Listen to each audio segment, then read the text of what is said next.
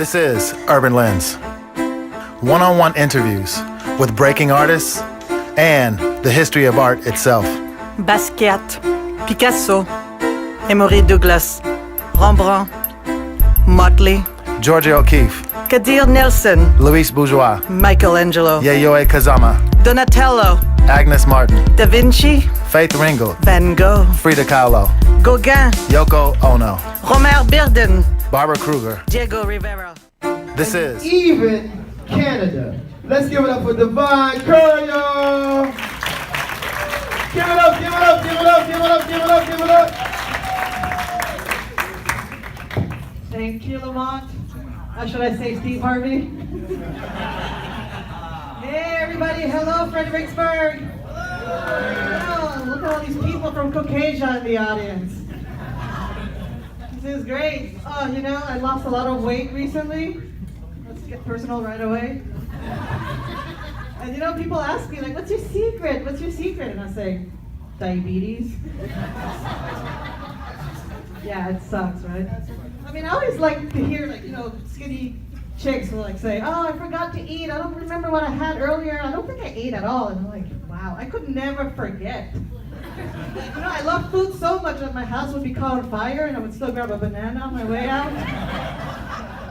And be like, oh, the dog didn't make it? Roasted dog. Yeah.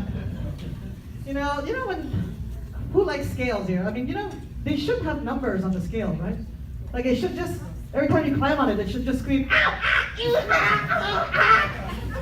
And then when you finally reach your dream, like your weight goal, then it would be like, baby, come on top of me again. Oh, you know, I dream of a day when I can eat a salad and nobody asks me if I'm on a diet.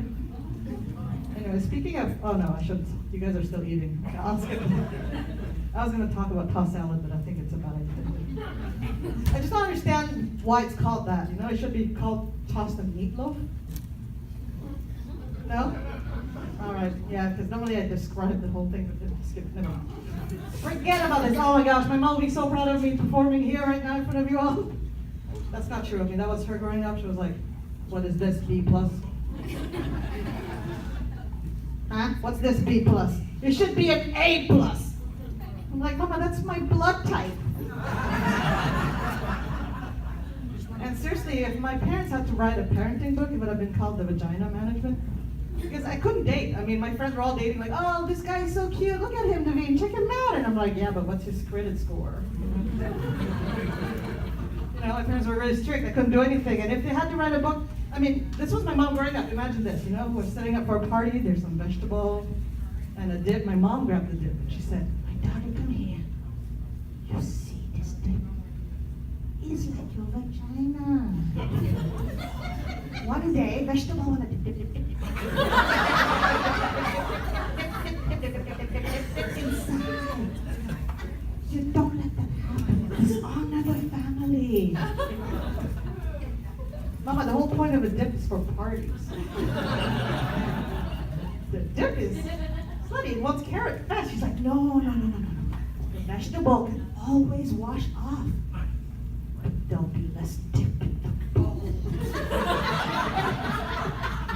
I'm like, wow, I was terrified. Are we having a sex talk here, Mama? I was 12 years old. Why would my mom teach me anything that ranchy?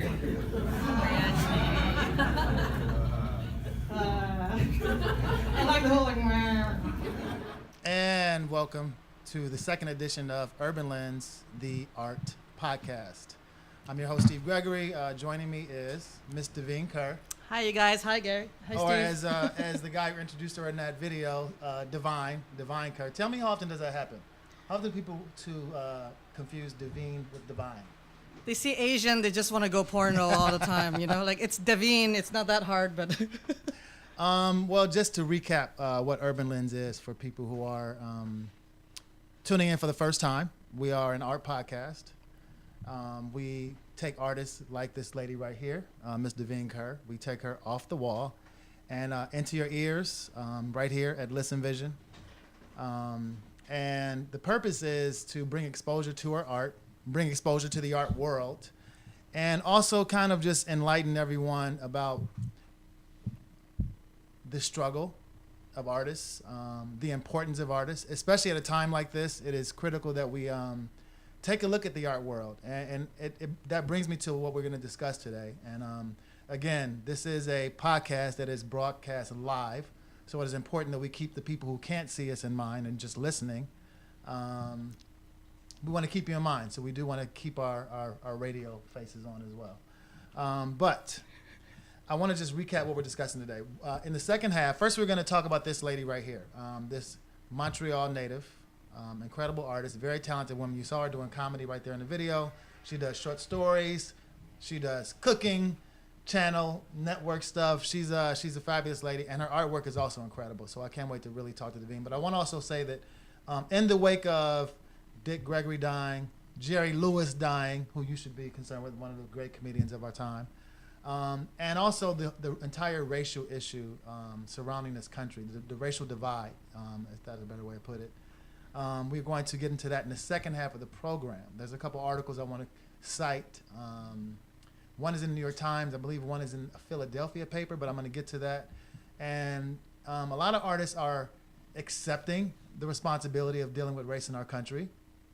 And also, some of them are rejecting the responsibility and saying it shouldn't be on artists' shoulders. So we're going to get into that. I'm excited about this show. So please stick around. Definitely stick around. I want to also mention quickly that our first episode of Urban Lens, the art podcast, is awaiting approval by Apple. So as soon as that happens, I'll let everyone know who are listening or watching. And I'm excited about that, so we'll let you know. But for starters, Miss Davine Kerr is in studio, so I want to definitely pay respects to you for making it in. Thank you. Thank you for And she'll having be a me. regular. You'll be a regular. Yes, I will. Thank you. This is Let's talk about, first, before we talk about your art, I like to take people off the wall. And tell me a little bit about you. And I mean, obviously you and I have talked. I know about you. But talk about your journey from Cambodia to Montreal to here. okay. So my family fled Cambodia in '79. And we were 4 on a bicycle, believe it or not. You Could were you 4 imagine? on a bicycle. Yeah. My family, my dad, he got this bicycle. My brother was on the steering wheel, and I was in the luggage on the bicycle, in a sling, pretty much. And that's how we crossed the border from Cambodia to Thailand. And then we Why stayed did in a you- refugee camp because there was war. So we were Okay. flooding the communists. Khmer Rouge, I don't know if you're familiar with that. My family had a great life in Cambodia. It's not What year was this? 79 when we left, but war started in 76. And so, anyways, that's a long story. That alone is a story by itself. How And, old were you? I was 28 days when we left, 28 days when you left and then Cambodia. we stayed in a refugee camp in Thailand for 6 months. And then after that, we moved to Canada because they responded first. Wow. So we were welcomed and greeted in Canada as refugees. So I'm a Cambodian refugee and grew up there, went to school there. Had to deal and bridge both cultures because, my family's very, I'd say conservative, very traditional Cambodian family. What was and- your life like in Cambodia? Well, I was a baby, so Oh, I in guess- Canada. Well, not yours personally, your parents' life. What was Oh, their they, life like in Cambodia? they were comfortable. They had a gardener, a helicopter. They were pretty respected. They're a well-known family in Cambodia. But, they had to lose everything with the communists. My father's side was assassinated, pretty much. They got rid of everybody who were intellectuals or had some sort of power. We were linked to military. And this is, if we can, take a sidebar quickly. And again, this is taking artists off the wall, so I don't mind taking a sidebar. But is the political power that took over Cambodia, are they still in place? I know not the same people, but that faction. We're still struggling with elections. We're dealing with. I don't want to get too much into it. Yeah, but absolutely. we have our issues that we still need to work. Absolutely. If I could just say something, I'd like to get your response to this as well. I remember, and this is funny that you talk about that 79 period, because I specifically remember being in Oakland, California, catching the bus from my hometown to Berkeley High School, and all of a sudden, on our route, it was about 1,000 Cambodians getting on the bus. Wow. I mean, what seemed to us. I mean, this How old were you? I had to be, I want to say probably 6th grade. Oh, I don't wow. want to date myself, but we're getting close to 80s. We're getting close to the time you're talking about. And And we were just like, where are these Cambodians coming from? And obviously, as children, we don't know about the political situation going on in Cambodia. We Right. don't know about refugees. All we know is there's a bunch of Asians on the bus with us all of a sudden. And it was interesting because obviously, eventually, we all became friends. They ended up going to Berkeley High School and it integrated. So I want your opinion on what was it like as a Canadian Cambodian refugee? Growing up, well, we had a lot of immigration. There was a huge wave of immigration in the 80s. So not only Cambodians, but Haitians, Vietnamese. And I was lucky enough that I went to a very diverse school. So, it didn't feel as lonely. Well, I mean, I was the only Cambodian, though, in my school, my entire The school. only Cambodian. I never seen any other Cambodian until college. Last semester, when I graduated, I Wow. met one other Cambodian girl. Wow. Like Vietnamese were everywhere, good at math, and then becoming doctors. But for some reason, I don't know why I never saw any Cambodians in my school. Also because of the neighborhood. Anyways, I digress. But the diversity that I was exposed to actually helped. So it wasn't so bad. It was harder for me to adjust, because in my house it was Cambodia. Like I was a You Cambodian mean girl. once you crossed the threshold of your door? Yes. Like inside of the house, like it didn't matter what was going on out there. It was my parents' rules, and I was raised by grandma, extremely old school, and it was Cambodia. So to bridge both of that, when my friends are dating and I couldn't even wear shorts. You couldn't wear shorts? Couldn't wear shorts, couldn't So wear they didn't wear shorts in Cambodia? As hot as it is in Cambodia? Bad girls wear shorts in Cambodia. Bad girls wear shorts. It's not about Wow. whether they're allowed. It's all these, yeah. Wow. I did not know that. Yeah. Sunglasses. My grandma would be like, "You're looking like a vagabond. People are gonna think you want to rob a bank if you wear sunglasses." Like little things that Little people things don't. like that. Yeah. And that's still, she kept that strong even Oh, through. yeah. Wow. Yeah. Wow. Did you ever have friends over? Yes, that was fine, but as long as they were girls. As long as they were girls. I couldn't talk to any man at all. So did you tell the girls you can't wear shorts in my house? Oh no, because they didn't have the same standards for other race. As long as the Cambodians. Say that one more time. They didn't have. Say that one more They time. had very low standards for. According to their standards. I think.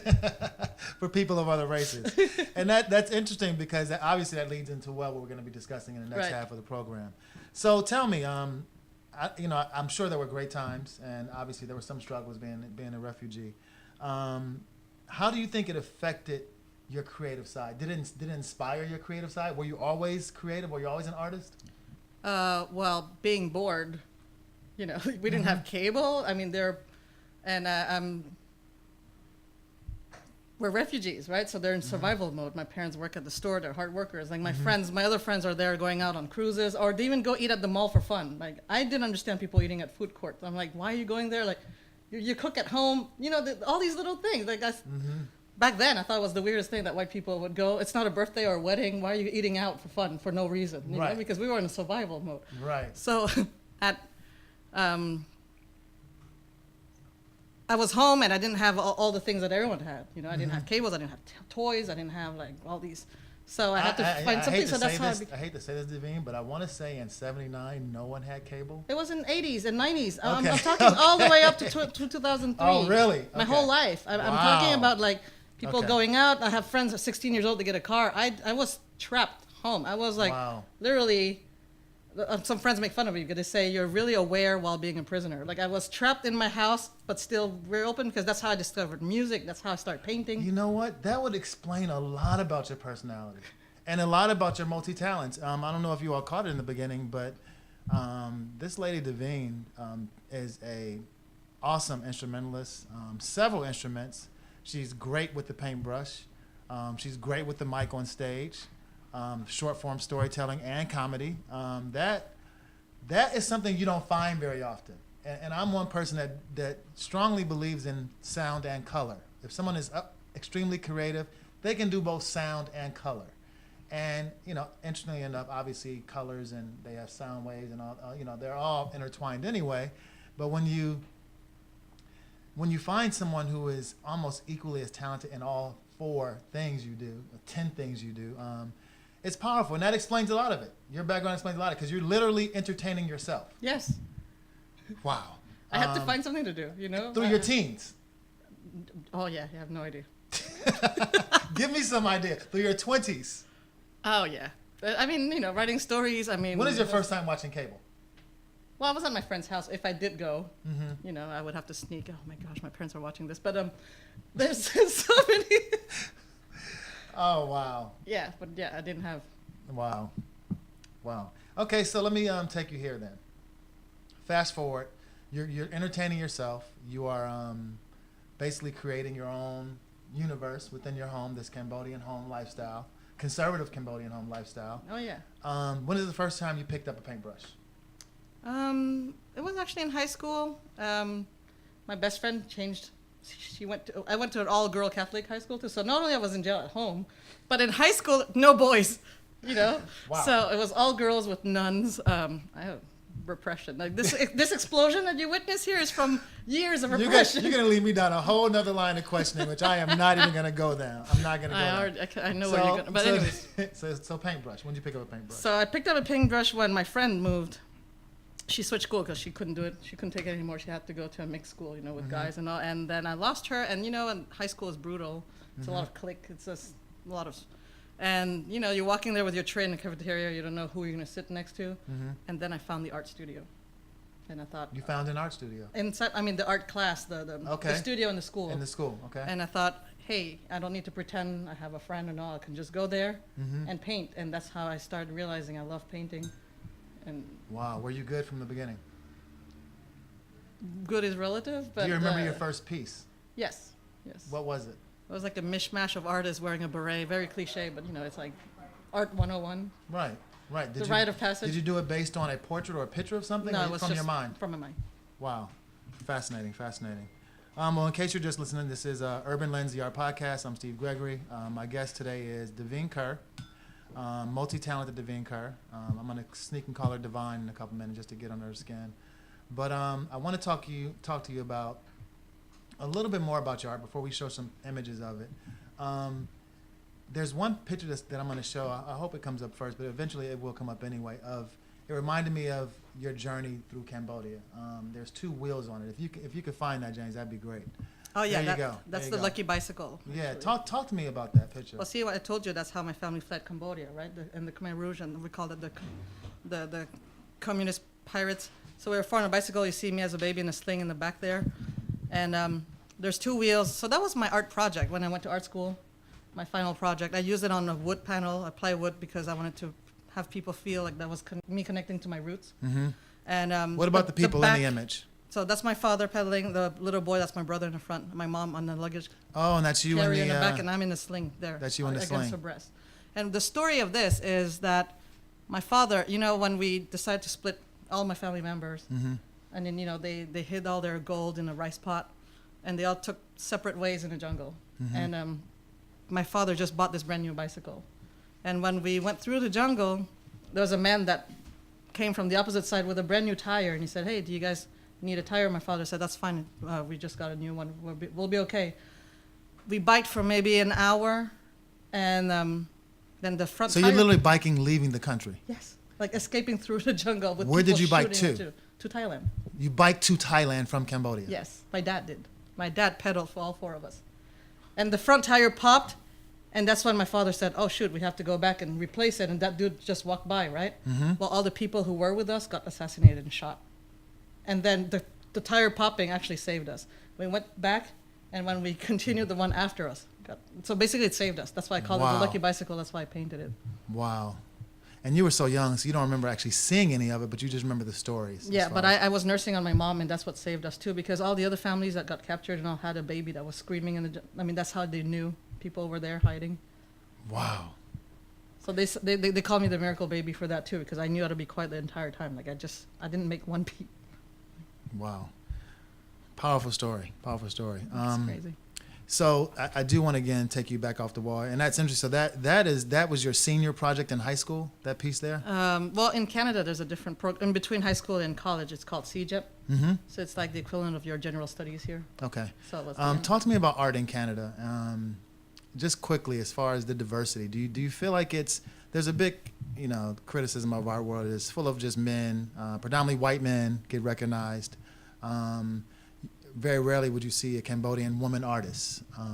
Tell me about that in Canada. What was it like being a creative Cambodian in Canada? Well, actually, Canada's really rich in arts and cultures and dance and music. They really value that as part of the culture. So I actually had a shock when I moved here because I didn't feel like it was as present Wow. here. That's why I'm excited about this show because it's gonna, Absolutely. showcase great artists here more because I think we're missing that. Absolutely. And I'm excited about you being a part of the show. Thank you so much for having Thank you me. very much. Okay, Devine, let's look at some more of your work. There's another piece. Well, James, you go ahead and throw one up, and I'll let Devine talk about it. I'll let Divine talk about it. Oh, Self-portrait. I love it. Talk about thank this you. one. That's just me being a douche. So I always think people like, oh, I made one, I knew a girl who like her whole art studio was all her self-portrait. Mm-hmm. So I don't know. Do you still own this piece? Pardon me? Do you still own this piece? Yes, I do. You do? Yes. It was Oh. interesting because I showcased it at Epicure once, Mm-hmm. and I do comedy there too. So it was surreal to be on the stage while my face was right next to me. It is I love that. That's when I said I love endorsing artists that are sound and color and they can actually be multifaceted in their craft because there's nothing like being on the stage and looking at your wall. Not that I will ever experience that, but I do know it's got to be It a was great pretty feeling. surreal. Yeah, it's got to be a pretty surreal feeling. So again, let's talk about this piece. Oh yeah, that was part of my Lover series. Just people making out. People making out. Yeah, I don't know if you can see that. They're just Ah, kissing. The blue is the guy. I can It's just imagine little- being a 20-year-old who didn't watch cable. There was a lot of that coming out in your work. Back then, yeah, well, a lot of tiny rabbits doing non-Catholic things. No way. Oh yeah, I filled the whole page with like at least thousands of little rabbits in every position possible. Like I did that once. Got in trouble when the nun found it. The nun in found class. it? Yeah, I did that in the middle of math class and stuff. Wow. Did your parents find out? No, it's good. You'd have been probably put outside for that one. But they were just pretending to understand what's going on there. Like, we don't talk about that stuff. Okay. As far as that's concerned and socializing, growing up in a Cambodian household, being a creative kid, talk to me about what you create best from. Do you create best from pain? Pain and agony. Or joy? Pain. Pain? No, if I'm happy, nothing happens. If you're happy, nothing happens. No, so that's why I didn't paint for like the first years that I got married. Like for 7 years, I didn't paint. Recently, I painted more, but not. Uh-oh. No, it's So is that a sign for hubby when you start creating that he no, needs to kind of... no, it's now it's also because now that I do comedy, I network more and I met other artists, and then they got me back in the groove and Mm-hmm. getting my paintbrush back out and all. But before it was all coming All from pain. pain. Yeah. Wow, did it help? Oh yeah, it was therapeutic. I mean, art is a way of expressing your story and connecting with the audience. No matter what medium you use, whether it's painting or music or it's letting the world understand who you are, and also you letting the world know that you understand what they are about. It's a connection, and when it's just great. Jackson Pollock says, every artist paints what he or she is. What are you? I am a very hopeless romantic. I romanticize everything, like even like a little water puddle in the ground. Like it's just, I'm intense. So I try to capture that. Wow. Who's your favorite artist? Visual artist, or Visual artist. visual artist is I love Egan Schiele. I love Degas. I love Klimt. And so I love also like what's his name again? Shoot, no, I'm blanking. But anyways, he does a lot of textures and everything. So I'd like to, this is probably just to introduce another talent of yours, which is linguist. Oh yeah. Talk to me about, say something in French about art. So it's just, Ah, les arts visuels, non mais c'est magnifique, c'est vraiment... il faut être passionné, quoi. Puis quand on fait de l'art, il faut vraiment être connecté, il faut vraiment expérimenter. C'est pas une question du résultat, mais c'est le processus. have you been to the Louvre? Not yet, Not yet. not yet. I didn't get to travel much. And yeah. well, it's funny because it's when people hear someone speak French, they often think, oh, they got to be from France. You actually learn the language in Montreal. Yes. I've been to Montreal. I've been to the Montreal Jazz Festival. Loved it. Actually, one of my favorite festivals great of all festival. time. It is incredible. It dominates the city. The venues are great, all rustic, old, wooden. I saw Jack DeJohnette there. I saw my classmate Josh Redman there. I saw Herbie Hancock there. I saw some greats at the Montreal Jazz Festival. Talk to me about that, just about that whole experience of being in Montreal. And you're right, it is so creative because people, all they know about is Toronto when it comes to creativity in Yes. Canada. But Montreal itself. Montreal is so charming. Yeah, talk to me about learning French and being in Montreal and all the creativity going on there. Well, you kind of have most people are bilingual in Montreal. You know, like it's a French. Quebec is a French province, and Montreal is you learn English in school. So most people are exposed to many languages. You know, and if you're not, then you just perceive as resistant. You know, because when you really want to immerse in the culture, but it's just so rich, and I love it. It's like a hybrid between Paris and New York at the same time in a small town. You know? Wow, it's And freezing in everything the is winter. Walking access. The winter it's no joke. It is. Yeah, but the warmth of the people keep you warm. Oh yeah, sure. Yeah. Believe that one. James, can we go to one of her other pictures? The one that she makes a political statement. Let's go to that one. Yes. Talk to me about this painting here. Well, I called it TMIC, which is too much information, and the C I will leave it out to you guys for. But you know, I do comedy, and I feel like there's this preconceived notion. People assume that women in comedy only talk about their vagina. So I bedazzled a tampon. See, you put little glitter on there, and I transformed it into a microphone, pretty much. So that's just my little wink to what we deal with as female in Now comedy. this piece should be sold. You don't still own this piece. I've had some inquiry, you know. You don't that, want to you sell know, it. I do, but it was just a matter of price and logistics.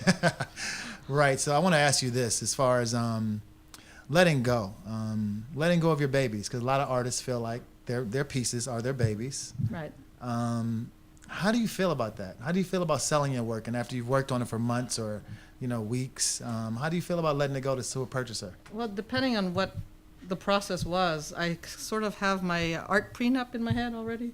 You know, so if I have a commission, I already know that it's not going to be mine. So Right. I feel like a surrogate mother. You know, I prepare myself mentally, so I do that, and I'm going to give the baby away. But if it's something from my own process alone, and I had fun, and like all of a sudden a miracle came out of nowhere, and I just start painting, and it's wow, that one I'm gonna have a harder time selling Wow. it. You know. You're listening to Devine Kerr.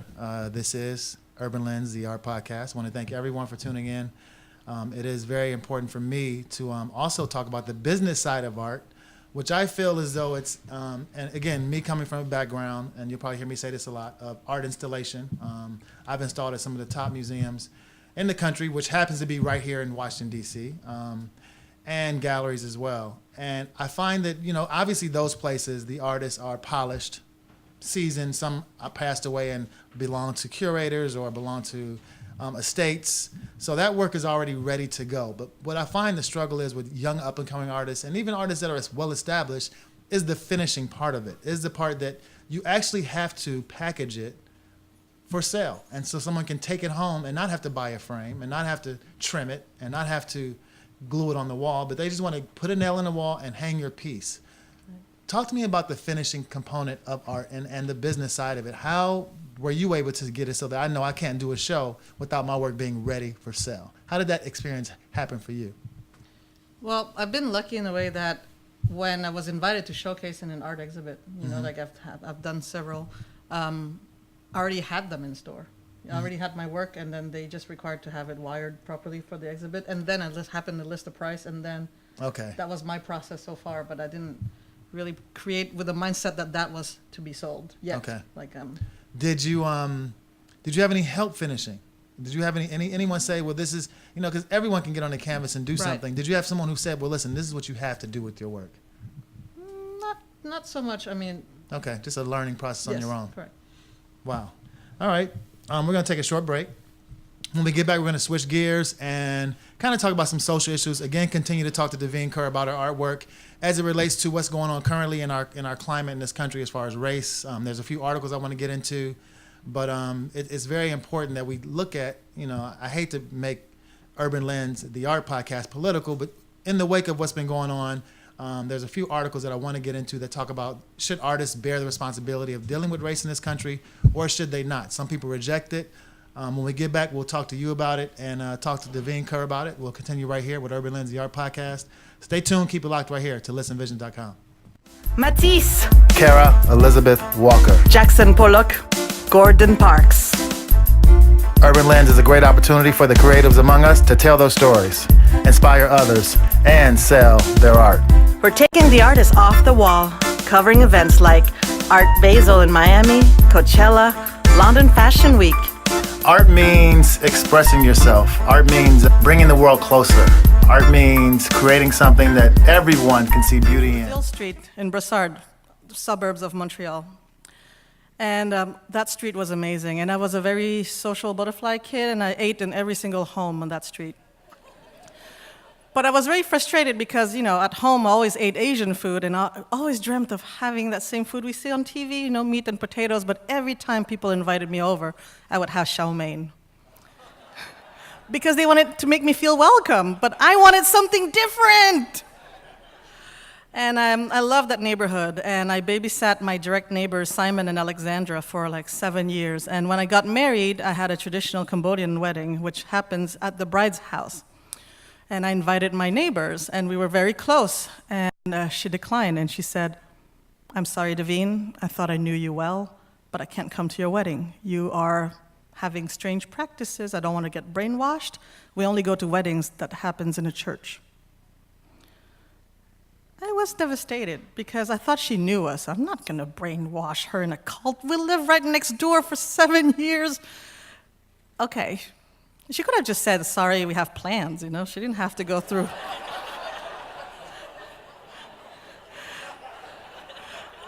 Why? I still to this day don't understand why someone would go through. I just don't get it. And I'm trying to have empathy and understand her point of view, like, "Oh my God, she fed our kids. She ate my Cheetos in our pantry, gave our kids little puppet shows. But oh my God, so what did she do? She got married in her house." And then I moved to the US in beautiful Loudoun County, the town where nobody can greet to you without plugging their money. "Hi, Devine, my husband makes $120,000 a year." "Okay, I like your banana bread. What's in there?" 2 cups of milk, 1 cup of flour. "I have a screen porching you down." But I really like Loudoun County. I really had a lot of fun, except sometimes I felt confused a little bit, like when my neighbors just had a baby and I brought them spaghetti squash, but I thought I was going to eat it with them, but they opened the door, took the spaghetti squash, and closed the door. Later on, I learned about the take-a-meal calendar system, which helps new parents, but I didn't know that. I thought we were going to have, a fun gathering, and yeah, so 3 years later, I had closure. And then I moved to this current neighborhood, and I won't say the name out loud, but every time I drive by, I start singing, "I don't want to live to a life." Yeah, it sounds like that nice, corny TV show. And but again, my neighbors are wonderful, and I love that neighborhood, and every time it's wintertime, we look like we're inside of a nice snow globe. But then one day, I invited some bunch of hoes. They're Chinese, and their last name is Ho. I made some rice noodle soup, and it's something that you eat with a lot of people. You can't just have it, but you make a huge pot. So I called them, and she was like, "Okay, yeah, I'm gonna come over." And when she showed up, I said, "Where's your husband?" And she's like, "Oh no, he had to work late. It's just me." And I'm like, "Okay." And then she pulled out of her back, and she said, "I'll take it to go." What am I, Chinese takeout? You're Asian. Don't you understand that we don't do that? Tupperwares? I was so shocked, I didn't know what to say. So all I did was, I couldn't show my anger, so I just said, "Bring me back my Tupperwares clean." But anyways, despite all these strange characters that I met, I really loved all the neighborhood that I lived in, and I really I feel pretty lucky in general, and like my 7-year-old liked to tell me, he says, "Mommy, you're like a turtle. You carry your home wherever you go."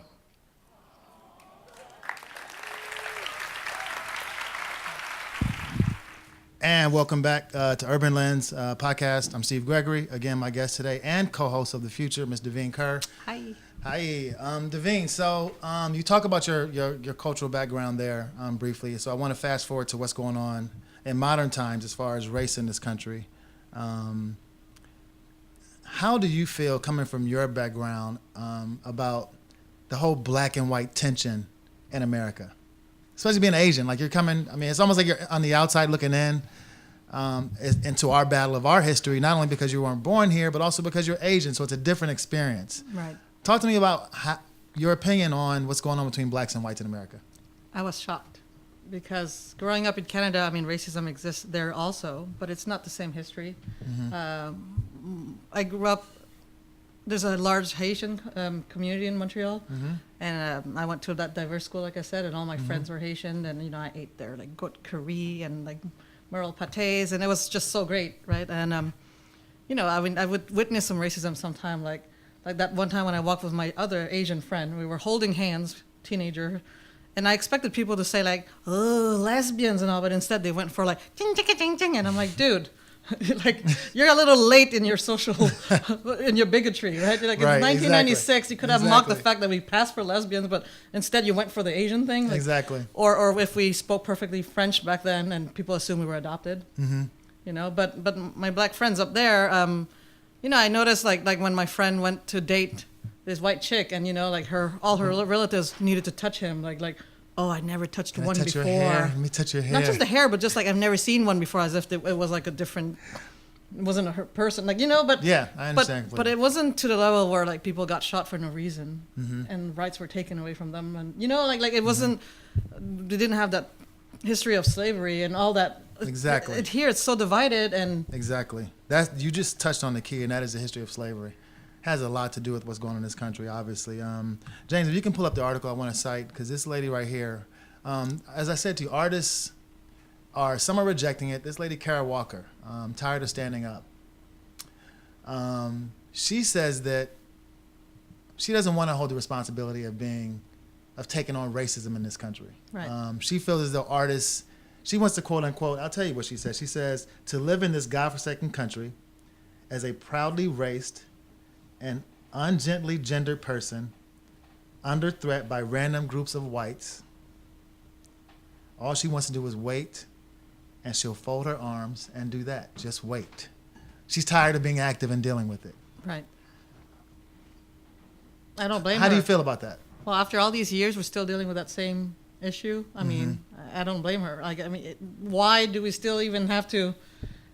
It's just been going on too long, and plus, it's not the job of an artist to solve problems. Mm-hmm. You know, like you create art to provoke discussions, maybe, but I could see why she would be exhausted to have to stand up and to be a pioneer and to always like fight for her cause. Because after fighting so much, at some point, you know, like it's great that she fights, but it means that there's a problem that's huge up there, you know, and it's like a cancer. I don't know if we'll ever find a cure for that. Seriously. I can understand, I can understand artists feeling the burden is too heavy, because obviously, if King couldn't solve it, if Malcolm X couldn't solve it, if Gandhi couldn't solve it, someone with a paintbrush is not going to solve it.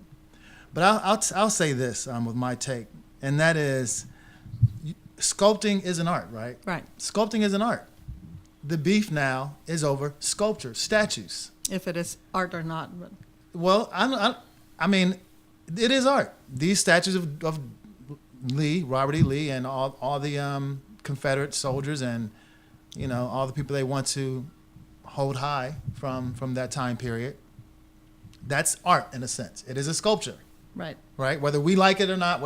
So if art is being used, and I say that to say, if art is being used essentially to oppress or to highlight a very negative part of our history in this country, at least, you know, people talk about feelings. It is history, but also a lot of feelings involved in that, because I know when I see a Confederate flag or when I see a Confederate statue, I have certain feelings. Right. So they are using art to invoke something. So I do feel like it is incumbent upon artists to also create things that invoke something to counter that. Right. Now they're trying to take them down. And there's a big, obviously, freedom of speech beef with this. There's a history beef. This is, you know, why erase history. But in essence, that is using art to evoke something. This is why they did it. A lot of people feel they put it up during the Civil Rights Movement, or during Jim Crow era, to let African Americans know you're still in your place. You know, we may have lost the war, but you're still black. You're still not better than us. Right. And here's General Lee to show you that. Right when you come into court. Right. right? Those same courthouses where they used to sell us. So I feel like it's their responsibility. I can't say every artist. First of all, every artist isn't good enough to do it. But I feel like if you, As a collective. Like as a collective, it is important that you make a stand because art will be used in that way regardless. So you can think you can paint daisies and flowers all you want to, but that is saying something anyway. So I think, I'm not saying it should be your entire collection, but just like your piece with the girl with the tampon and the microphone. Well, again, not all artists are activists, but in Kara's case, there's an expectation of her because she always spoke openly about race in general. Her art depicts that. So Right. in that sense, she is. I don't blame people for expecting her to make a statement at her exhibit or have a voice Exactly. and then trying to counter. Exactly. Yes. Exactly. Do you feel that do you feel it's I guess my question is when it comes to artists who just tend to who are taking Kara stands, do you feel like they're letting people down when they don't speak? In a way, maybe, but at the same time, the artist is a human too. It's a lot of pressure, right? So I don't know. I think it's a hard issue. I mean, the artist needs to live and survive too. And if there's a whole process. Some artists are really political, like Banksy. Absolutely. He's amazing. He likes to denounce every social Absolutely. issues. But Basquiat, some artists one of my just want to favorites, very relax. political. Like when she was saying she just wants to do like colors on linen, and can she just be about that too sometime? Right. It's just a lot of weight like on her shoulder. But right now maybe it's not time to do it. Maybe she just needs a break. But I don't know if she lets people down. I mean, I think the fact that she's exhausted is a statement by itself. I think that's powerful. You listen to Devine Kerr, again, multi-talented artist, comedian, instrumentalist, fabulous pianist. We need to pull up a video of you playing piano. It's incredible. It really is. I wanted to say, so you we came into this segment with you doing a stand-up piece about your family and just about, again, your history as far as being a Cambodian, getting to Montreal, coming to the U.S. When you think about that whole picture and you think about how, and I've always felt like Canada, they always talk about the friendly people up on top of us, the people that are more racially tolerant, the people that are extremely creative, like you said. Do you ever want to go back? Well, of course, my family's up there, my friends are up there, so I pondered a lot. But as I just became a citizen recently, and A U.S. citizen. As a U.S. citizen. How was that? That was surreal. I didn't think it would make such a difference, but the minute I Wait, you received became a it- U.S. citizen under Trump as a president? I know. Well, that's Wow. why I heard the happens. process too. Yes, it does happen. It does have. How was that?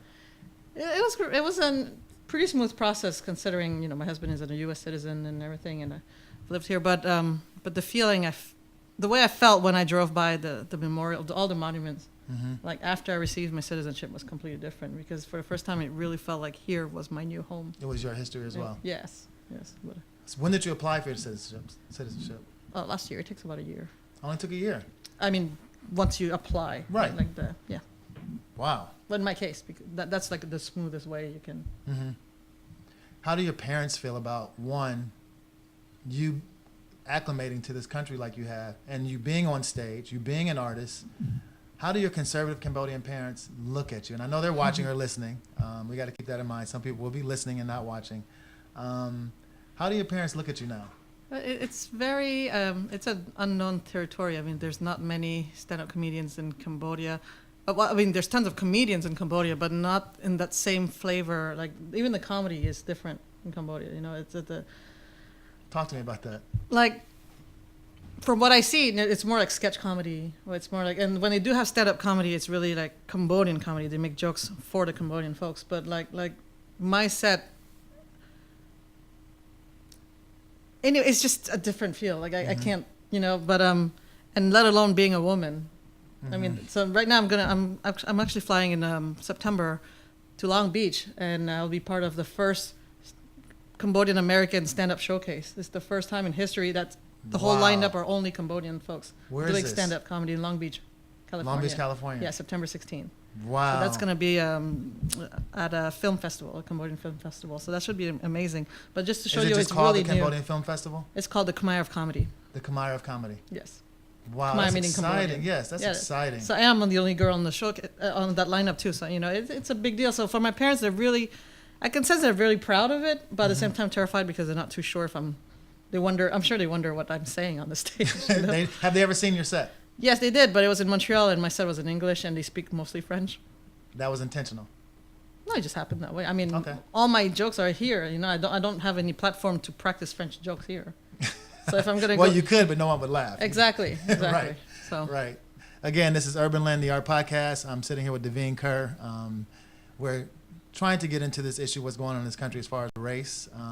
It obviously is a challenge. It's only two of us here. We don't have a full audience and can't. I definitely am not taking phone calls, but I do think that it's important that we mention it and talk about it because it's critical. It's something that someone who just recently died, Dick Gregory, talked about. He spent his life dealing with race in this Right. country. He too was very multi-talented like yourself. I just Sang, saw I have a him. Dick Gregory album. Literally, like the man did everything. He's a very fascinating man. So that leads me to again, you. Has your parents seen your art? Oh yes. They have. What do they Of think? course, I was always at home. They like when I paint our family story because that's a way of sharing to the world what they went through. Because they don't really talk about it a lot. You know. I Is think that piece that you made about your family history hanging in your parents' house? Yes, it is. It's in their family room. It's in their family room. How big is it? It's pretty much like half of this wall. Half of the wall? Yes. Wow. So they support this. They You think they prefer you be an artist with a paintbrush or an artist with a mic in front of her mouth? wanted me to be a doctor, like any Asian parents. But what I'm telling them is that I heal the world one joke at a time. I mean, that's my way of being a doctor. So Right. You know, I must say that it's impressive. You know, it really is. I can't say that I've seen someone do as many things as you do, and as brave as you are. And I think that your background of being isolated in a sense in your own home, like being this creative person in their room and can't watch TV and, you know, pretty conservative upbringing, I can see how it would come out. Now that you're an adult, I watched TV, but it was boring TV. like what? Like no cable, like people watch MTV, and I had to watch like the Flintstone at noon every day because that's all they played. Well, now that you're out, speaking of Flintstones, now that you're an adult and you have 2 children of your own, Yes. right? It leads me to that. How creative, and I think I know the answer to this because I've seen your pictures on Instagram. By the way, let's mention your Instagram page. What is it? Devine DC. Instagram and Twitter is Devine DC the same. DAVINE. Correct. And then DC. DC. Your children. How creative and how off the wall do you let your children get? As far as creativity and exploring and everything, I'm all open, and I'm kind of strict too in a way because we do have cable, we do have multimedia. They have a tablet, everything, but They have a tablet, so you've acclimated to the Loudon peer pressure. It's not peer pressure. Do you It's have a just like Porsche? they need to know. I don't have a screen porch. But, no, but I like to encourage. I call it the boredom parenting. Mm-hmm. You know, like a lot of kids do so much during summer, for example, summertime. It's so much fun that when they start school, it's not fun anymore. Well, I bore mine to death during summertime, so they're actually excited to go back to school. So that's my strategy. Well, I've seen them. I mean, you took them to Comic-Con, am I right? Yeah. No, I'm kidding. I'm a fun mom, but Yeah, you're an incredible mom. I mean, you seem like you have so much fun with them. Do you think that's a direct result of your own upbringing? yeah, I think I want to make sure that they have a platform to express, and they're not just my property that I decide whatever they want to do. You know, like I like to support them in every possible way I can so that they can really thrive and get exposed Any to a lot. talent? Any talent between the two? By the way, she has 2 boys. They're great storytellers. They do improv. They do improv comedy? Yeah. I mean, we have like short games and all, and they're really good at going to character. My oldest is like a poet almost. Like he's amazing with words, and my youngest one is more like street smart. Like he's just smooth. Like no matter where he goes, he's like Mr. Charisma. You know. Wow. So I guess it seems like, you know, you've come full circle. You're now an American citizen. Correct. Full-on Loudoun County mom, suburban mom, Oh Lord. stay-at-home mom. And I can't even call you a stay-at-home mom I'm because you not work really. your butt off. Yeah, you work. Yeah. I was a stay-at-home mom for a few Although years. most stay-at-home moms work their butt off. That too. Yeah, so I will say that. I don't want to interject that, but what I'm saying is you also work outside of the home a lot. Correct. Yes. You're always on the road. You're always doing something. In an art show, on stage, doing something. What's next for you? What's next? Well, this segment, by the way, Absolutely. coming soon. Absolutely. And just a lot of great projects. I like to curate and produce comedy shows in the DMV. DMV meaning DC? DC, Virginia, Maryland, Maryland. Virginia, yes.